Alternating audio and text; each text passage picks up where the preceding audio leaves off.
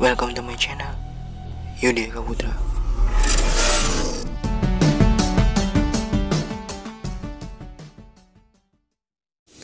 Oke guys, sebelum masuk ke videonya, gue kasih disclaimer dulu nih, bahwa apa yang nanti gue sampaikan mungkin bukan semuanya itu fakta, karena gue juga dapat informasi ini dari internet.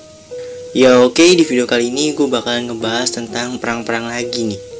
Yang tepatnya ini adalah perang yang ada di Asia Tenggara. Nah, perang ini nih terjadi di negara Vietnam dan dikenal juga dengan nama Perang Vietnam.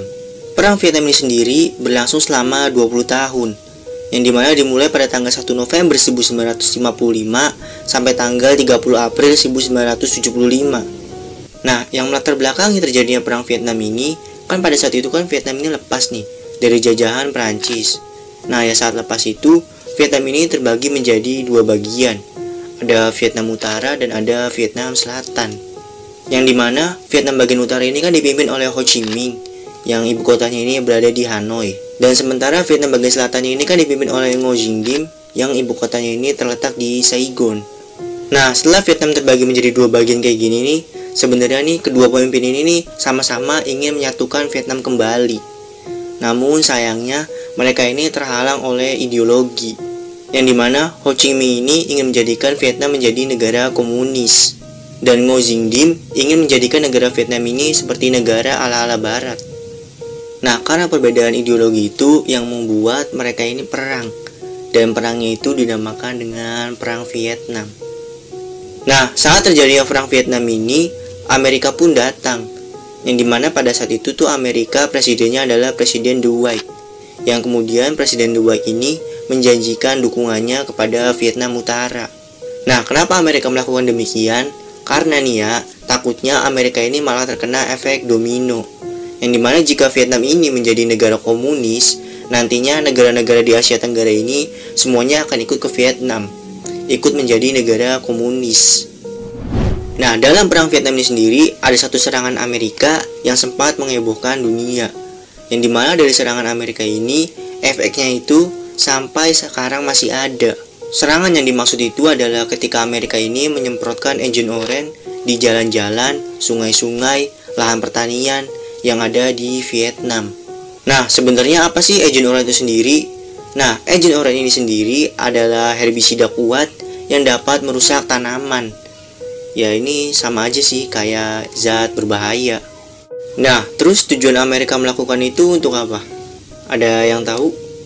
Misalnya kalian belum tahu dan mau tahu apa tujuannya itu, silahkan tonton video ini sampai selesai.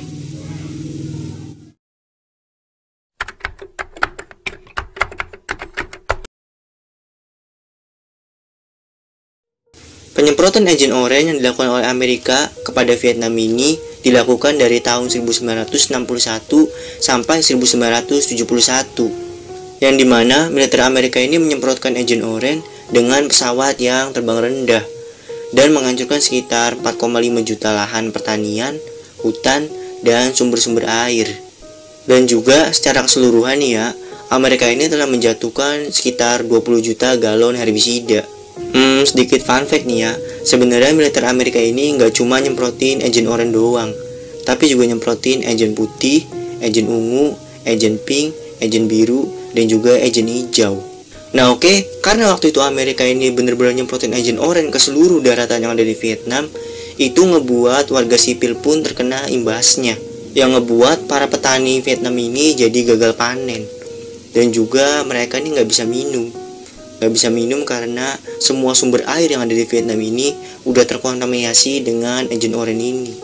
Dan ditambah lagi dengan hewan air maupun hewan darat yang udah terkontaminasi oleh Agent Orange. Waduh, gimana tuh rasanya tuh hidup di zaman itu, yang dimana tumbuhan gak ada, hewan gak ada, air untuk minum pun gak ada. Ya, ini jadi mirip-mirip kayak kiamat ya. Dan juga dampak langsung ke manusianya itu juga ada, yang dimana banyak banget nih orang-orang yang menderita iritasi kulit, gangguan psikologi, kanker, leukemia, dan bahkan ya ibu-ibu yang sedang hamil di sana tuh melahirkan bayinya ini dengan keadaan yang cacat. Dan bahkan ya efeknya hingga saat ini banyak ibu-ibu yang hamil di Vietnam ini itu melahirkan bayi-bayi yang cacat. Oke guys, kayaknya segitu aja dulu pembahasan gue tentang Agent Orange ini. Oke, di next gue bakal ngebahas tentang sejarah-sejarah apa lagi. Pokoknya tungguin aja. See you next video.